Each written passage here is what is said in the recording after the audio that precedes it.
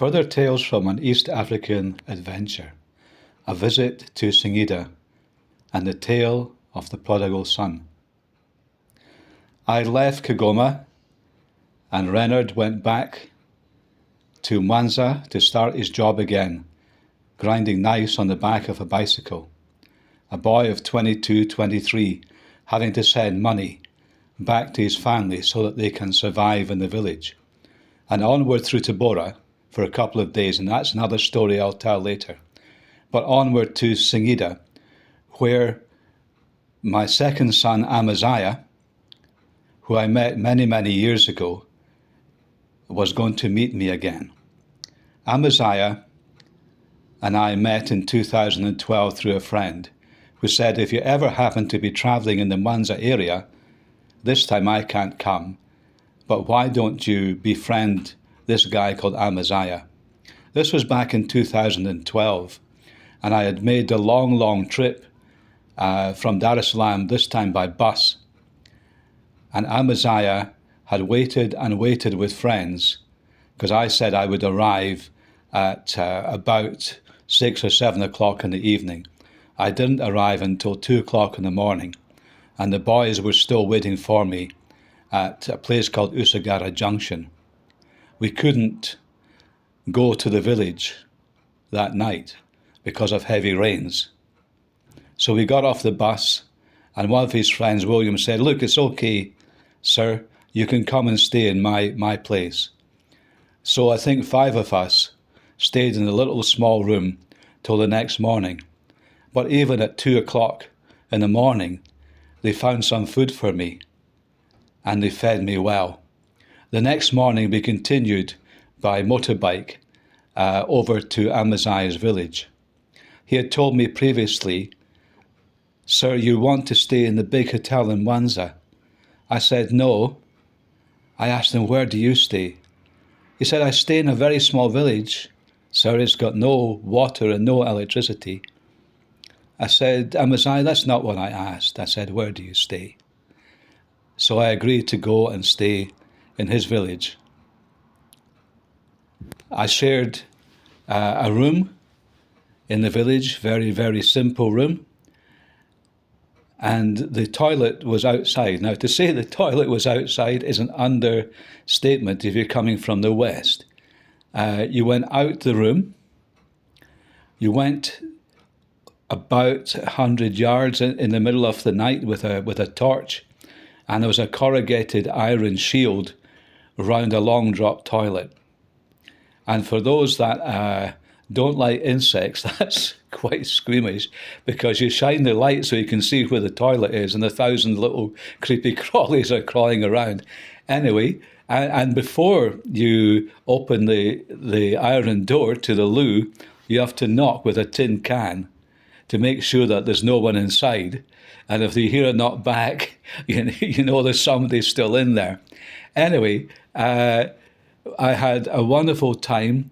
Amaziah was then 21, 22 years old, and he told me his story. He had never seen his father. His father was a drunkard, and his mother passed away when Amaziah was age 14. And at that time, his grandparents said, we're too old really to look after you and 2 young siblings, children, a boy and a girl younger than Amaziah. So the uncle said, we'll get you a place in an orphanage called Bethany, which was quite a distance away. And the story of Amaziah and getting to the orphanage still makes me feel emotional to the day, because the uncle promised to send somebody with a car to take them to the main road so they could jump on a bus and get to the orphanage. Unfortunately, the car didn't turn up, and Amaziah, age 14, walked about 4 or 5 miles, carrying, at sometimes, the smallest sister with the younger brother at his side.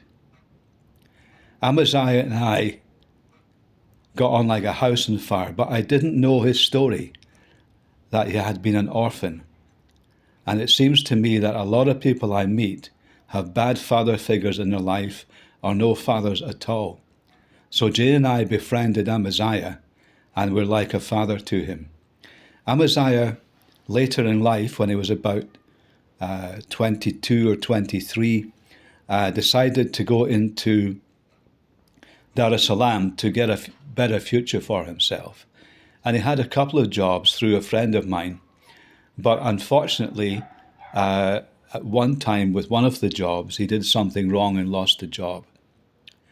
But he didn't want to go back to the village because that would say that I failed.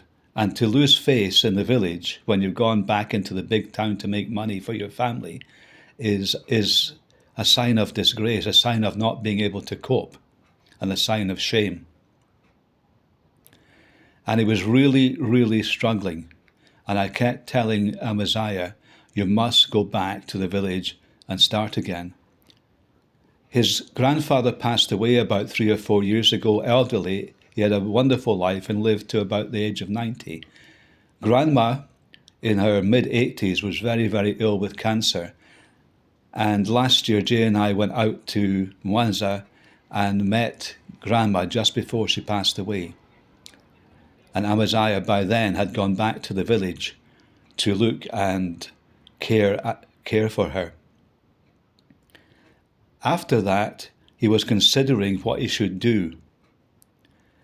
And he said, I don't have enough to go back into the town again. I think I should stay where I am. When I arrived in Singida about 2 hours ahead of him. I booked a nice hotel with a great view over one of the natural lakes in Singida. And I waited on Amaziah coming in from Mwanza area. As soon as he came off the tuk-tuk, we embraced each other, said hello, said, look, go and put your things in the room and come and we'll have some food because you haven't eaten for ages. And the first thing he said, Father, forgive me. I said, what is it, Amaziah? He said, Dad, you were right all along. Now, Amaziah is now in his 30s, and for a young man in his 30s to come and say to his dad that he was wrong takes a massive step. And I just want to thank him. I would have given him everything. The best coat in the house, like the passage from the Bible. And now Amaziah is back doing subsistence farming. He's planting rice in the village. With myself and a group of friends, we managed to get all the parts for a water pump, but we haven't as yet managed to secure the amount of money to buy a completely new water pump. But he is doing the rice farming and he's doing well and he's content. He says, although he knows that things aren't easy, and he has a young son called Ezra who's now age 9, that he will continue to work hard to provide for his young son and make sure that he doesn't have to suffer the hardships that he had suffered in his early life. This is the third of my stories from my adventure in East Africa. I hope again that you've enjoyed it and that you can follow me on Facebook and on YouTube.